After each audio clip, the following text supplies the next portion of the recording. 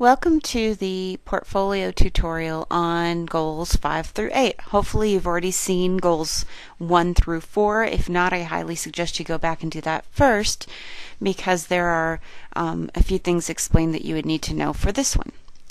Anyway, as we continue through goal 5, you'll see that we still have our toolbox here, and as we scroll down past the reflection area, which you will fill in, you will see the standards that are required for Portfolio Semester 1. Again, you have the different subcategories. Standard 5.1, and I'll go back up and I will grab my toolbox and bring it down. And you'll see that 5.1, 5.2, and 5.5 are all covered. And it's asking for a variety of different things. The subcategories are in reflection with what the particular standard says.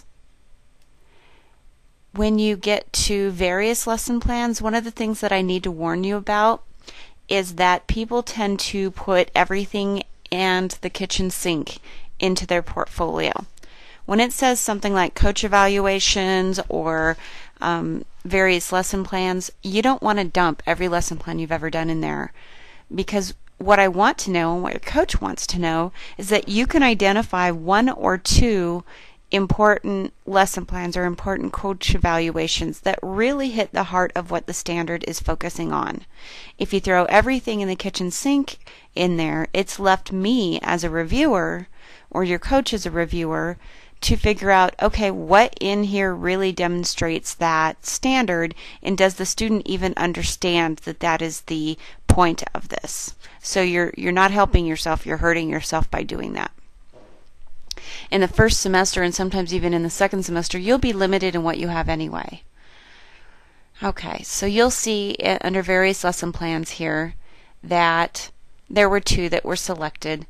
This particular standard in 5.2 says demonstrates a wide variety of instructional strategies that promote learning, creating and implementing plans which include all essential lesson components.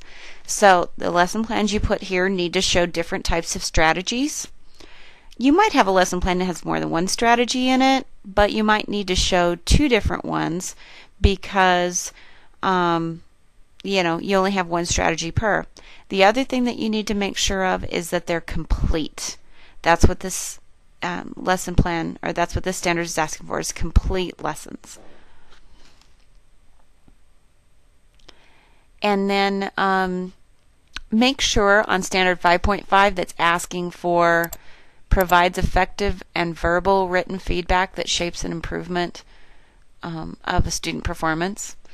Now you can include graded student work or other feedback, because we not only want to know from coach evaluations that you do this verbally while you're teaching, but that you also give written feedback. So if you're grading something and you indicate to the student something in writing on their paper, or give them some sort of other written feedback, include that.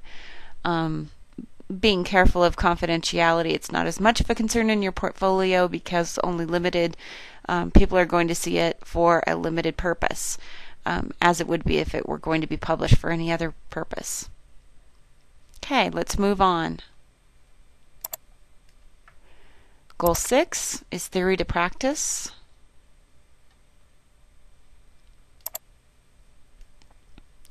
You'll only come up working on a couple of these until close to the very end, actually. One is that you're reflecting on your own practices, and that's what you're going to start to learn how to do early on here in semester 1 by doing the reflections that you have. So in essence, part of standard 6.4 is going to be the reflections that you're including in every one of these goal areas. Now 6.4 really talks about your ability to think about what you've done, how it's impacting children, what you might be able to do to change that, and what the impacts of your changes might be. It's a little bit more than just looking around you and reporting what's going on. So defer to the tutorial on reflections for more about this, but that's what it's talking about. You'll also probably do a video of yourself teaching and maybe either do a self-review not on video, but in writing, or a peer review of that video within Ed 560. If you don't, you still need to do this. It's a recommendation. Actually, this part of it, the self or peer evaluations of video clip, is something that you need to have 1 or 2 of those in there within your 2-year period. So you need to videotape yourself every once in a while. And when you review yourself, you do not have to do it on video. I get asked that quite a bit. You need to do it in writing and, write a reflection of what you're thinking about what's going on, or, wow, I didn't realize I did this, and I saw the impact it had on the students, or they were confused when I did this, or I was losing them because I was talking for too long. I was talking for 10 minutes without having them do anything, and the kids in the back were really lost, and those types of things. Okay, I think that we can move on. The only other thing on here is Standard 6.5, which talks about drawing on a variety of sources. Your building mentor might be notating that you're utilizing some of the resources in the district. And it also shows that you could probably show whatever you might be doing with your mentor is using resources within the district. That's kind of depending on what you're doing with them. Okay. Goal 7 is all about collaboration. Most of you are using technology systems, grading, data management, IEP systems, all of those different types of things. There is a lesson here placed in this piece. I'm not sure that it needs to go here. This lesson, if I open it up, speaks to the students using technology. That would be something that you would not want to put here, because this technology standard is talking about the use of, or your use of technology to manage, not your use of technology with the students. So I would need to delete this, and in a different tutorial I will show you how to delete that. So this would be a misplaced document. Also, your correspondence with a parent would be important here. Whether you use logs to go home, you write notes in planners, you send emails back and forth, showing samples of that communication would be an excellent piece to put here. And it is missing here. And even though I said you only need to have 1 or 2 things per standard, missing this piece and not showing that would probably be a detriment. So I would show something to find that, to show that you can do that. Standard 7.5 is also missing something. Problem-solving team collaboration. A lot of you are in IEP teams or problem-solving teams for special education, or you're solving problems within your grade level or content level teams. This is something that you can, maybe evidence of that agenda or meeting notes or whatnot. Again, you can kind of block out names if you want to for confidentiality's sake, or just have your the meeting facilitator or your chair or the principal, somebody, an initial an agenda that you can place here, or make your own notes and have them agenda or initial that. Standard 7.6 speaks to establishing the rapport with students, maintaining professionalism and positive relationships. A lot of those are going to be observational type things from your principal, from your coach, from your mentor. 7.8 talks to participating successfully as a member of the team, sharing and encouraging response and accepting responsibilities. Working with your district mentorship. Working within teams within your building. A lot of times principals will notate that on an evaluation that says, he or she is coming to extra activities or extracurricular things, or participating as this, that, and the other. That's important.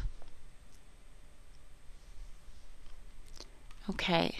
And lastly, to goal 8, this is something that you will also have a lot of information for off the bat, because this is something that you're expected to already be proficient in. That is because professionalism is an inherent thing. We wouldn't expect that you would be hired as a teacher and be allowed to be in a classroom in the capacity of a contracted teacher without already having this professionalism in place. So let's talk about this for a minute. I don't have any examples here except for a misplaced one later that I'll use during the tutorial about managing documents. But 8.1 talks about following the ethical standards of the teaching profession. You have recommendation letters probably that you used for gaining your position or for applying to the TIR program. These letters may not speak exactly to your ability in the classroom, but may talk about your ethical standards and professionalism. Also, your TIR and coach building evaluations. A lot of those are going to be repetitive, but you may have a variety of different ones that you can use for these different standards. Please read the standards and see what it's speaking to, and then see what you have to match to that. Again, there may be other different types of things that come across your path that you can use. 8.9 speaks to professional written communications. This could really be anything. Eventually, you are going to put your philosophy of education paper here, but since you won't be expected to write that coursework-wise until the end of the program, you may have a paper for class that you wrote, something that shows your ability to communicate through written work. It does not have to be specific to your job position. It just has to show that you can communicate through writing. You have professional nature in the way that you write. You can use the English language in text. All right? Well, please defer to the next tutorial for talking about management of documents.